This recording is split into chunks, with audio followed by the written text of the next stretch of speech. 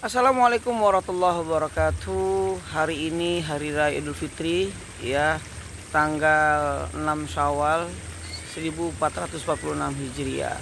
Sedang bersilaturahmi ya ke Cirebon dan ke Tegal. Sedikit makna silaturahmi. Silaturahmi, sila itu artinya hubungan, ikatan, ar-rahim itu rahim, kandungan ya. Rahim ya, darah, nasab ya, keturunan. Jadi silaturahim itu adalah menghubungkan ikatan rahim, darah, keturunan, nasab ya.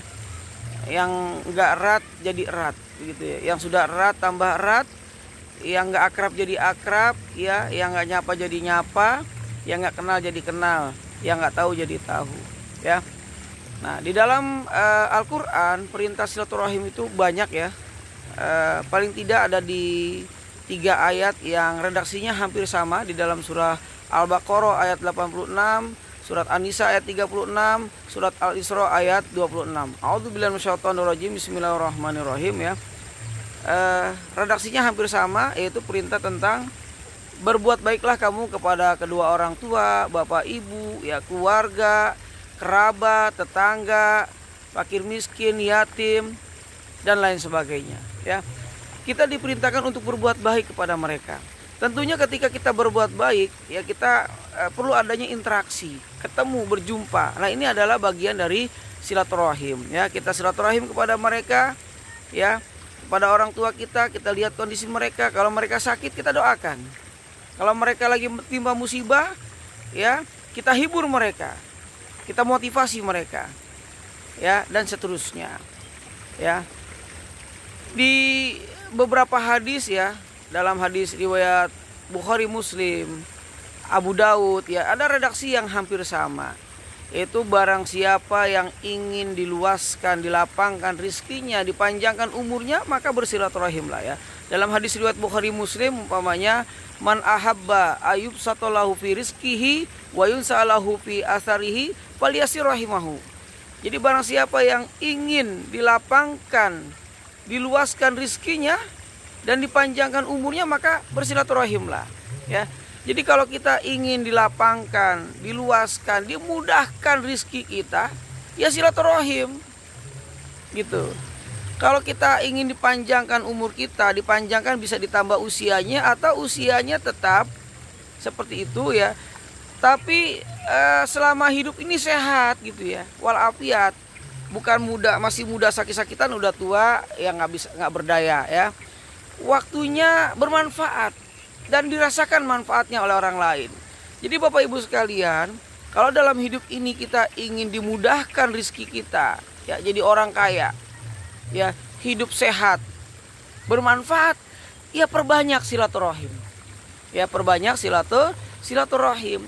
Di dalam kitab tafsir Ibnu Katsir dikatakan, man yuhafidhu ala silaturahmi saya sulu ala khairin fid dunya wal akhirah. Jadi kalau kita menjaga silaturahim, maka kita akan mendapatkan kebaikan di dunia dan di akhirat ya. Jadi kalau kita banyak silaturahim, insya Allah kita akan diberikan kebaikan-kebaikan, kita akan diberikan kemuliaan-kemuliaan oleh Allah Subhanahu wa taala berkah dari silaturahim ya. Nah, ada konsep pahala silaturahim.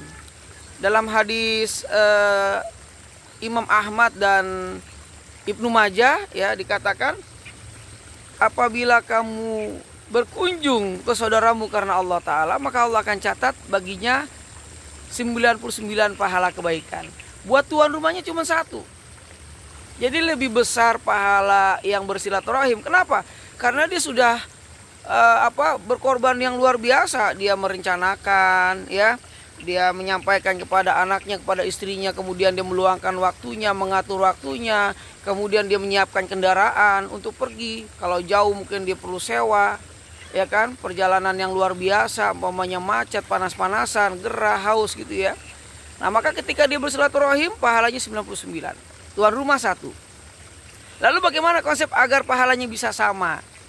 Ya, dalam hadis riwayat Bukhari, Muslim dikatakan, tuan rumah yang menyiapkan, menyajikan hidangan untuk tamu ya, maka pahalanya dicatat oleh Allah Subhanahu wa taala 99. Dan tamu yang mencicipi hidangan pahalanya 1. Ya, jadi imbang nih. Nah, makanya saudara sekalian, ya, jangan diem aja di rumah. Sering-sering silaturahim, pahalanya 99. Tuan rumah juga begitu. Kalau datang tamu, ya jangan dicuekin. Ini nerima tamu di depan rumah, ya nggak disuruh masuk, nggak dikasih minum, ya kan, nggak dikasih hidangan makanan. Padahal dia datang jauh, umpamanya dari Jakarta ke Cirebon, ke Tegal, begitu kan? Ya, dan seterusnya. Nggak disuruh masuk, nggak ditawarin minum, padahal dia haus, perjalanan jauh.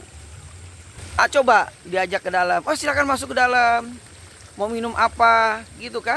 Nah, ketika tuan rumahnya menyajikan hidangan dan hidangan itu dicicipin oleh tamu, maka tuan rumahnya mendapatkan pahala 99, tamunya dapat 1, impas 100 ya.